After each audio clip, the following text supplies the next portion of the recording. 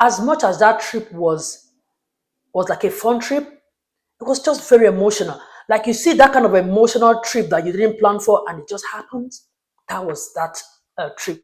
The only place that I've tried to preserve slave trade history in Nigeria is Badagry. There are some other things that I observed that was some sort of, funny to me. Like I was like, So you see that you hear that word, Charlie. Now, if you hear Charlie in Nigeria, trust me, that is someone's name. Yes, that is someone's name, and that person's name is Charles.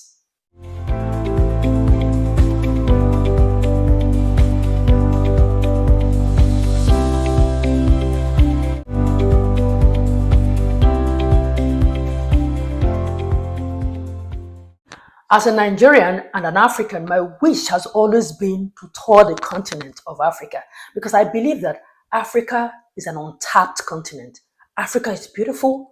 When you go to some of these countries, the green and lush vegetation, the fruit is organic, the food organic, the air is fresh and pristine. Like Africa is one hell of a continent where a lot of good things happen, irrespective of the things we hear in the media. Africa is that continent that everybody wants to be. Why do you think people are coming to Africa? There is something that we Africans are just not seeing about our continent. So that informed the need for me to want to visit these countries and see how things are done, especially these days where social media just gives you a glimpse of what is happening in other countries on the continent. I just thought to myself that one of these days I should just take my time, visit these countries, and then see things for myself. The only problem, the challenges that I usually have, sometimes the immigration, sometimes the flight to these countries in Africa. But trust me, if you have opportunity to go to these countries, my dear, just do. Africa is beautiful. There's a lot that we have not done in Africa, done for ourselves as Africans. So let me not just go into that and dive into what I'm here to talk about. So yeah, I started that journey. I said, okay, how many countries are in Africa? We have 52, maybe 53 countries in Africa. I said, let me see how many that I can, visit. So I've started, though slow, but yes, slow and steady, we will get there. Out of the 52, maybe 53 countries on the continent, I've only been to 6 plus Nigeria. Yeah, I'm trying. I know that I have a long way to go, but yeah, I have started. Now, if you want to include Sierra Leone and Egypt, then it's 8. But why I'm not really including those ones, for Egypt, I was coming from Israel, so we stopped down, in Egypt to refuel the plane. While for Sierra Leone, we were going to the Gambia for AMA Award nomination party.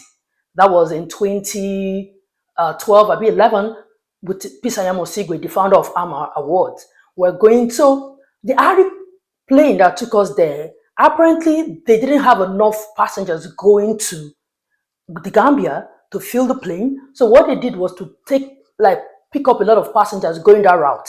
Nigeria, Ghana, Sierra Leone, Liberia. No, Liberia is not there. And Senegal. So what they did, we didn't stop in Ghana, but we took off from Nigeria and had a brief stop in Sierra Leone, just like having this Molue tendency. My Nigerian watchers will know what I'm talking about. So we're just like, they'll pick up from here, they'll stop here, drop Sierra Leone passengers, and then they will continue again. They dropped us going to the Gambia, and then they were heading to Senegal. But by and large, it was very, interesting and beautiful journey. But anyway, so that's why I'm not really including those 2 countries, because we just made a brief stop there. We didn't even get down from the plane. So you see why I'm saying I'm not including them. But yeah. So anyway, like I said, although I've started, I've not been to a lot of countries, but I have started. So in one of my previous videos, I talked about how I went to Cameroon and how interesting that journey was, and how much that journey opened my eyes to what is happening in another country that is very close to us. That journey, as I said, was just very, very adventurous. We were on the sea for 8 good hours. We're just, you look this way, just all you see, you can't even see, like straight all the way down, it's just the sea. We're just surrounded by the sea. It was just beautiful. But then again, you're saying, asking yourself, so if anything happens here, will I survive? Will I survive? But yeah, we're just going. I also remember that, like 1 hour to us getting to land, I became sick. I had this thing they call seasickness. Before that time, I've never even heard about seasickness or whatever it is. I became very sick, like not sick, like I'm scared of the water, like sick. I started vomiting. I was shivering. I was really sick. I didn't know what happened because all of a sudden, this thing just started. But thank God, when they told us that we're like 1 hour to getting to land, I was like, okay, thank God. I mean, when we get there, we can now figure out what was wrong. When we got down, like roughly 30 to 40 minutes afterwards, I became okay. I was like, what just happened? It was then that somebody started talking about seasickness, that there are people, if there are that want to embark on sea journey, there's some kind of medication they take to avoid this thing. I didn't know there was anything like that. Have you, for those watching, have you ever heard of seasickness? If you know it, I don't know much about it.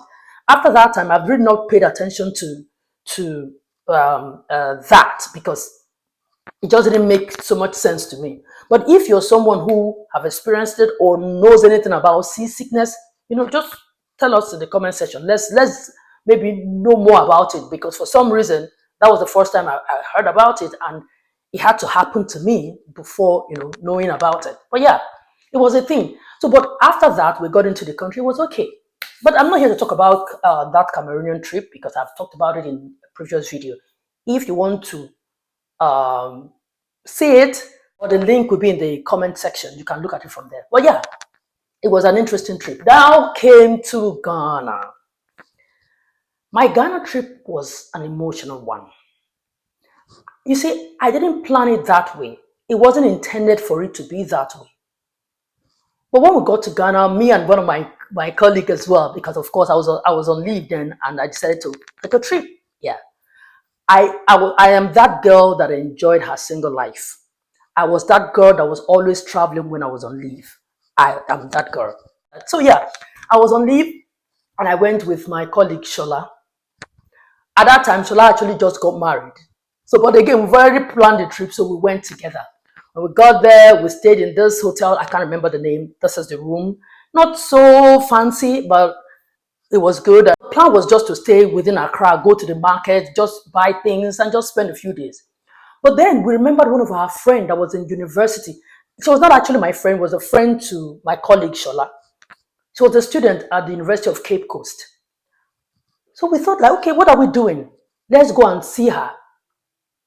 But then we didn't plan for that. We don't know our way. But we asked around. We spoke to her. She just gave us direction. Mind you, the journey at that time, I don't know, but for that time, the journey was quite far from Accra to the Cape Coast. So we embarked on this journey to Cape Coast University to see our host, which was pleasant. She made us really enjoy the Cape Coast. So when we got there, we were like, okay, what are we going to do? It was at that time she now told us that there are a lot of historical destinations in Cape Coast. Cape Coast is a town with deep history, mostly history of slavery and all of that. So first of all, went to the Canopy Walk. That place was scared the hell out of me, but yeah, we went there. It was interesting. We enjoyed our walk, though it was scary, but yes, we enjoyed that. So from there, we decided to pay a visit to the Emina Castle. And that was when I said, welcome to Ghana. So when we got to the Emina Castle, immediately I got in there. There was this shivers that I felt inside. I was like, okay, the spirit getting into me. But yeah, there was something that connected me to that place. As dark as the history of that place is, it was just so real. We met the tour guide who was really very good at explaining everything to us. The explanation was so good that I could visualize what he was saying. That even made me more emotional about that place. If you've never been to Ghana, Elmina Castle is one of the numerous slave castles in Ghana. So the tour guide eventually told us that Elmina Castle is one out of like 40 castles in Ghana. Even like say Ghana, like your forefathers were practically just selling, selling human beings. Yeah. But yeah, that is like for jokes. But yeah, it was really a place of deep history. There is no way you will get to that castle that something will not hit you. And it did for me. The tour guide took us from one of the showrooms or the warehouses in those places where they kept slaves, explaining in details everything, how the dungeons, the female dungeons, where they stayed, those who were sick, how they were how they were treated, how the bunks, the holes where they had to keep slaves for months, waiting months before their merchants would come and take them to Europe or the Americas. That was the era of the transatlantic slave trade. So it was a big deal then.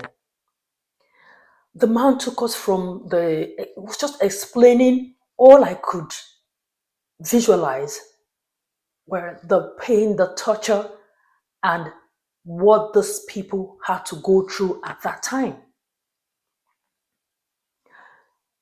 Even when you listen to his stories, so the story from the tour guide, you will almost want to even blame our own forefathers for playing a part in those things because they will capture for exchange of umbrellas, mirrors, combs, and all of that. They will capture their people and then sell to slavery. But that is even another story for another day. But the man revealed everything to us.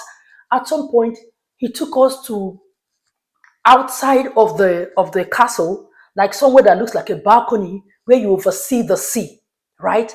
And then you see the cannons well positioned in case of any invader coming from afar. They will blast you even before you get closer, or any of those slaves who want to escape. I just like I took a deep breath and said, God, Africa, we've been through a lot. And whatever it is, if we're asking for reparation and all of those things, these are the reasons why people are asking for this. I had, as much as that trip was like a fun trip, it was just very emotional. Like you see that kind of emotional trip that you didn't plan for and it just happens. That was that trip to Elmina Castle.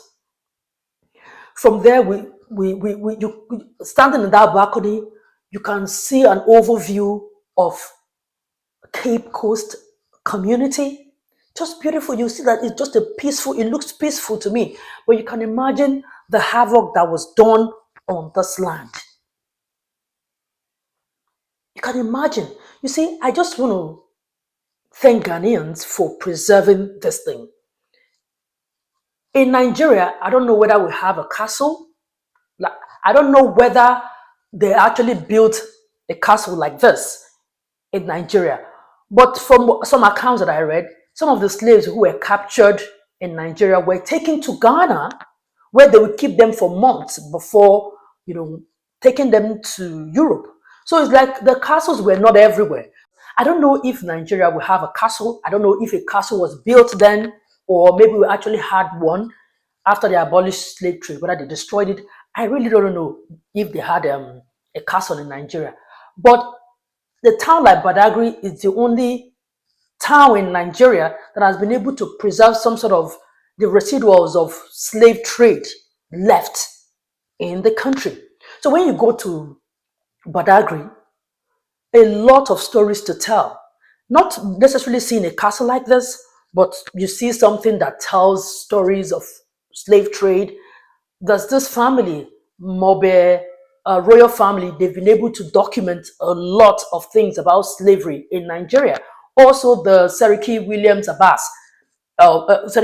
Abbas Slavery Museum. Yes, that one also has a place where when you get there, you understand how slavery operated in Nigeria. So we have something going on like this, but not having a castle.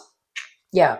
So yeah, in Ghana, what I noticed though is that it's just the structure, apart from the canons that we saw here and there. You know, this the chains, the shackles, all those things.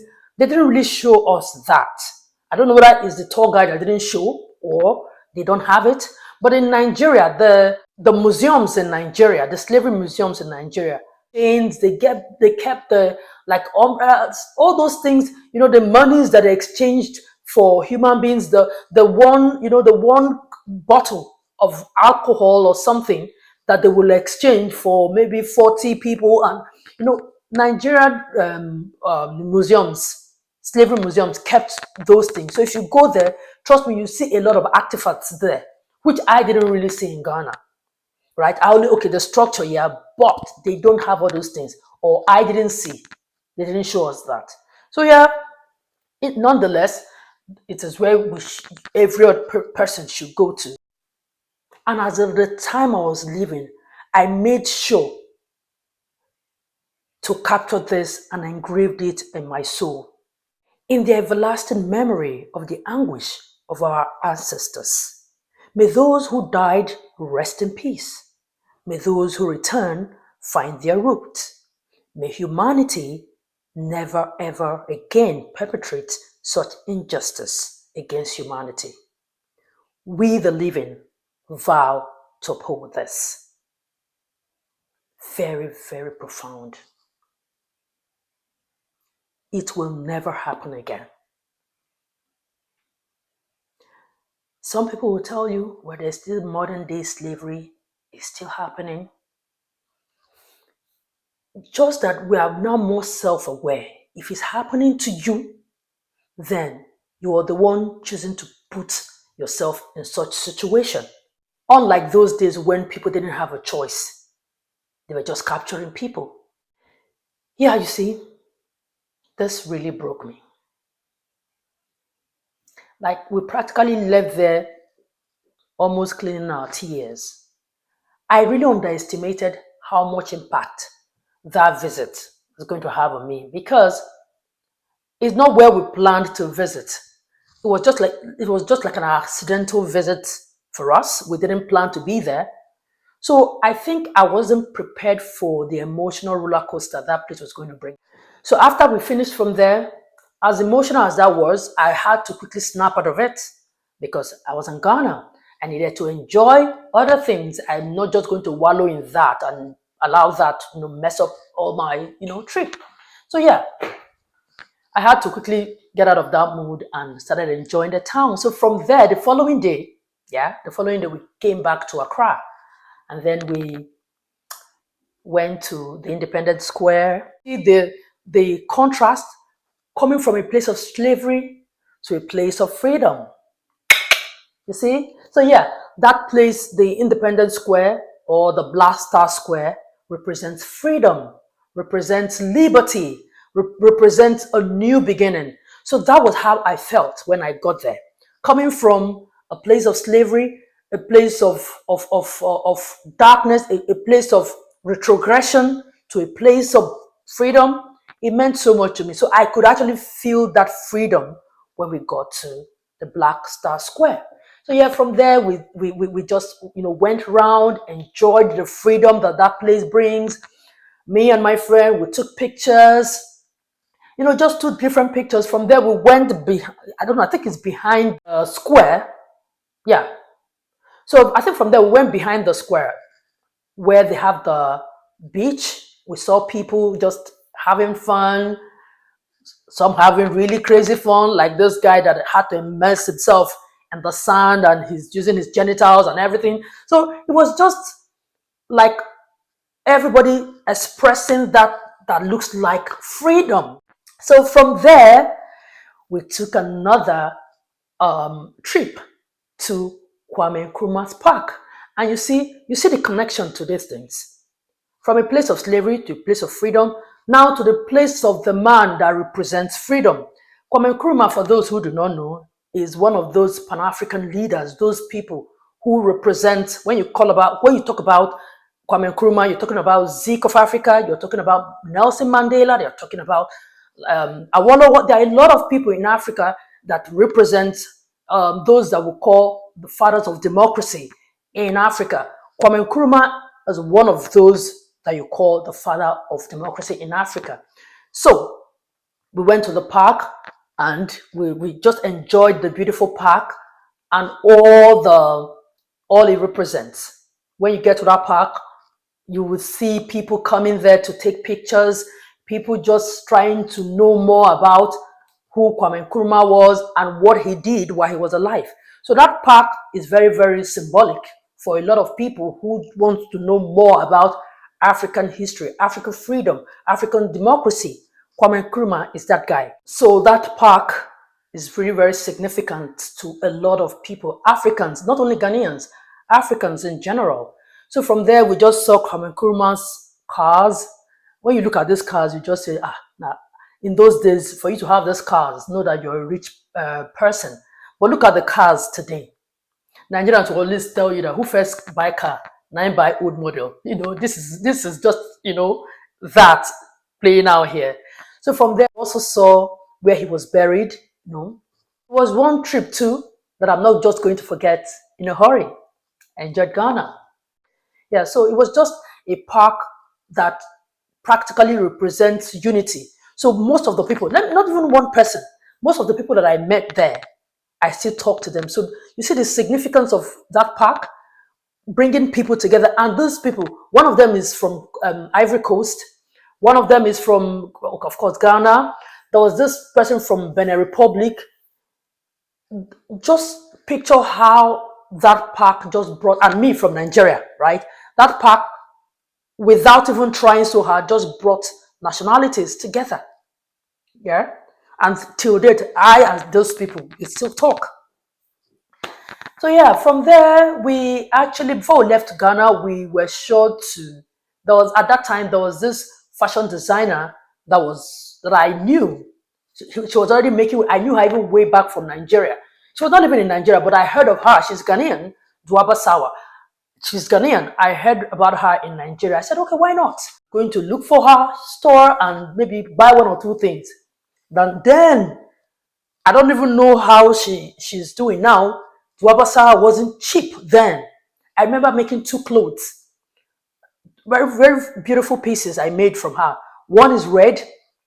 I remember also that I wore that red outfit to Ovation Ball, the Christmas ball by Ovation. Ovation, for those who do not know, is organized by the owner of Ovation, Mr. Dele Momodu. Yeah. So I remember wearing that to Ovation Ball. While the second outfit, I wore it to the AMVCA's awards. Of course, the pictures you're seeing there tells you exactly how I cherished those outfits that I had to wear them to those high-profile events. So yeah. Okay, so now talking about the food. Yes, the food. I didn't try a lot of Ghanaian food because I'm really very picky when it comes to food. So I was more or less looking for Nigerian food. But at some point I said, okay, then we already started having this, jollof, Nigerian jollof, Ghana jollof thing. So I decided to actually try Ghana jollof. To be honest, not because I didn't really enjoy it. Maybe the person who cooked it, I don't know. I didn't enjoy it. I had to start looking back to the Nigerians who were cooking the Nigerian food. It was Nigerian jollof that we had to go and look for to buy. Because the taste of the Ghana jollof, the person who we bought it from didn't do a good job. So apart from the food, the site we visited, the shopping. By the way, we also went to the market to buy some of this, souvenirs that shows that you went to visit a country.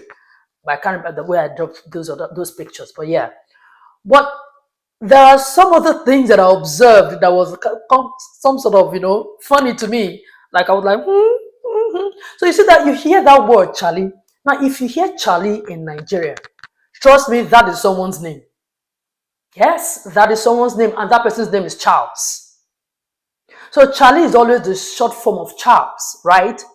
But when we went to Ghana, I was hearing Charlie, Charlie, Charlie. So in my mind, I was like, is it that so many people? I'm talking about as far back as then that we went to, not now that social media is making us know a lot of things about other people's country. Then, so when I heard them saying Charlie, Charlie, Charlie, I was wondering to myself, is it that people are just bearing Charles, Charles, Charles, and all of that? It took me time to understand that Charlie is an exclamation in Ghana. You know how we would say Omo, Omo, that's how Ghanaians would say Charlie. So that was one thing that when I discovered, I had a good laugh because it was funny to me. Here in Nigeria, what it means and what it means in Ghana. Another thing again is when Nigerians are saying something about maybe them and somebody else, I can say me and you, we go to the market, or me and you, we do this. In Ghana, they will say me then you. I was like, me then you. I said, okay, is that pidgin English or is that like English? Because even in pidgin, we say it like the English. Even if we're speaking pidgin, we say me and you. So Ghana, I don't know whether it's English or it's their pidgin. But even if it's their pidgin, me then you, it sounded funny to me. So that one. Another thing again is Nigerian movie was very, very huge. Aki and Popo, they were these legends. But you were thinking now that they were only just big in Nigeria. On getting there, I saw that, a lot of people know them. So it was some sort of like, okay, Nigerian movie is really this huge because I'm talking about that was the early days when I started like traveling out of Nigeria to find out things. So knowing that um what is happening in Nigeria, these people know what is happening in Nigeria. That was when I started having the sense of how far our entertainment was already traveling at that time. Because here I made a video where I said in Cameroon, it was there. So I felt like, okay, because Cameroon was just our neighbor here, right? But now in Ghana, there are two countries in between us and Ghana. And here, those people are also very huge. I said, okay, that means those guys really have like a continental appeal, right? So yeah, that was my trip to Ghana. There are a lot of things that, though it's a long time, I'm even able to put this together because there was some kind of documentation I did that still reminded me of a lot of things. That's why I could do it. But there are a lot of things too that we did then that, I just cannot remember. But it was fun there. It just opened my eyes to a lot of how other Africans behave, how things happen in other African countries, what is going on there.